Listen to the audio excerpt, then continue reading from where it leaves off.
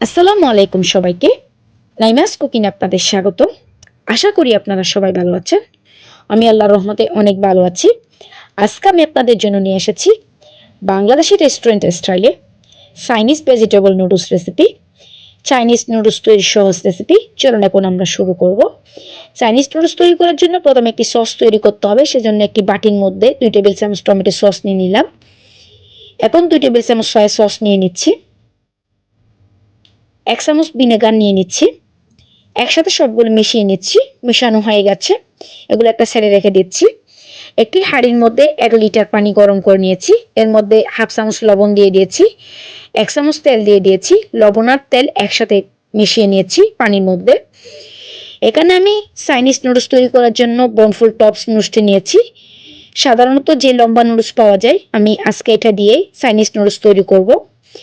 আপনারা যে কোনো ধরনের মোটা চাইনিজ নুডলস পাওয়া যায়, যে কোনো ব্র্যান্ডের, এগুলা দিয়েও চাইনিজ নুডলসটি তৈরি করতে পারেন। আজকে আমি এটা দিয়ে তৈরি করব। পানি বলক উঠে গেছে, এর মধ্যে আমি নুডলসটি ঢেলে দিয়েছি। প্রথমে আমি নুডলসটাকে 80% সিদ্ধ করে নিব। আমার নুডলসটা 80% সিদ্ধ করা হয়ে গেছে। আপনাদেরকে একটু দেখাচ্ছি আমি কতটুকু সিদ্ধ করেছি। আর 20% আমি পরে সিদ্ধ করে নিব। এই নুডলসটি নামিয়ে নিচ্ছি। নামিয়ে একটি চাকরির মধ্যে নিয়ে ঠান্ডা পানি দিয়ে ধুয়ে নিয়েছি। নুডলসটাকে আরেকটু ঝরঝরে করার জন্য এখানে সামান্য তেল দিয়ে দিচ্ছি। তেল দিয়ে ভালোভাবে নুডলসের গায়ে লাগিয়ে নিচ্ছি। এখন আমি এটাকে একটা সাইডে রেখে দিচ্ছি। একটি প্যানের মধ্যে 3 টেবিল চামচ সয়াবিন তেল গরম করে নিয়েছি। এর মধ্যে 2টা ডিম আমি সামান্য লবণ দিয়ে ফেটিয়ে দিয়ে দিয়েছি। প্রথমে আমি ডিমের স্ক্রাম্বল তৈরি করে নিচ্ছি। আপনারা চাইলে এই পর্যায়ে সামান্য গোলমরিচের গুঁড়া দিতে পারেন। আমার ডিমের স্ক্রাম্বল তৈরি করা হয়ে গেছে। এখন আমি এগুলো প্যান থেকে উঠিয়ে নিচ্ছি। আমি একই প্যানে আরও 3 টেবিল চামচ সয়াবিন তেল দিয়ে দিয়েছি।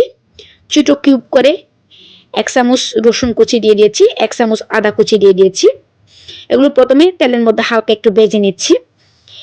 এগুলো হালকা ভাজা হয়ে গেছে। এখন আমি এ পর্যায়ে এর মধ্যে 5টা কাঁচামরিচ একটু ফালি করে দিয়ে দিয়েছি। এগুলো তেলের মধ্যে ভেজে নিচ্ছি।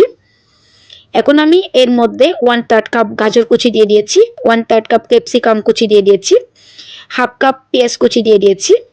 এগুলো দিয়ে তেলের মধ্যে ভেজে নিচ্ছি।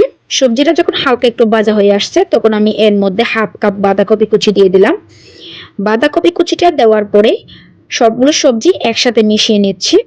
প্রথমে তেলের মধ্যে সবগুলো সবজি 50% সিদ্ধ করে নিতে হবে। প্রথমে পুরোপুরি সিদ্ধ করা যাবে না। এই সবজিগুলো তেলের মধ্যে 50% সিদ্ধ করা হয়ে গেছে। এখন আমি যে টমেটো সসটি তৈরি করে রেখেছিলাম, এটা দিয়ে দিয়েছি সবজির মধ্যে। এটা দেওয়ার পরে সবগুলো সবজির সাথে ভালোভাবে মিশিয়ে নিচ্ছি সসের সাথে আরও 50% সিদ্ধ করে নিয়েছি সবজিগুলো। এখন আমি প্রথমে যে ডিমের স্ক্রাম্বলটা তৈরি করে রেখেছিলাম, এটা দিয়ে দিয়েছি।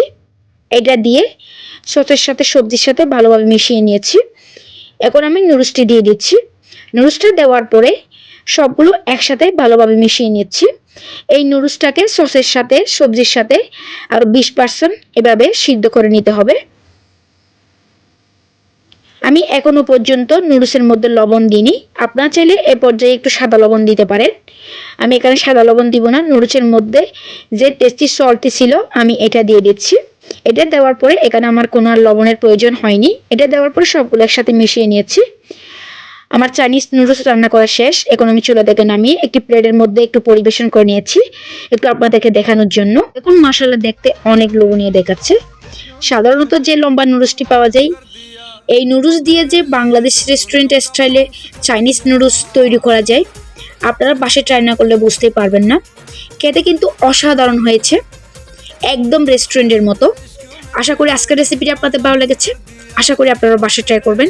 যদি আমার এরকম সহজ রেসিপিগুলো আপনাদের ভালো লেগে থাকে, তাহলে অবশ্যই আমার চ্যানেলটি সাবস্ক্রাইব করবেন, পাশের নোটিফিকেশন বেলটি অন করে রাখবেন। যখন আমি নতুন কোনো ভিডিও আপলোড করব, তখন সাথে সাথে আপনাদের কাছে নোটিফিকেশনটি পৌঁছে যাবে। অবশ্যই আমার ভিডিওতে একটি লাইক করবেন। কোনো প্রশ্ন থাকলে আপনারা আমাকে কমেন্টস করে জানাতে পারেন। সবাই ভালো থাকবেন, সুস্থ থাকবেন, আমার জন্য দোয়া করবেন। আল্লাহ হাফেজ।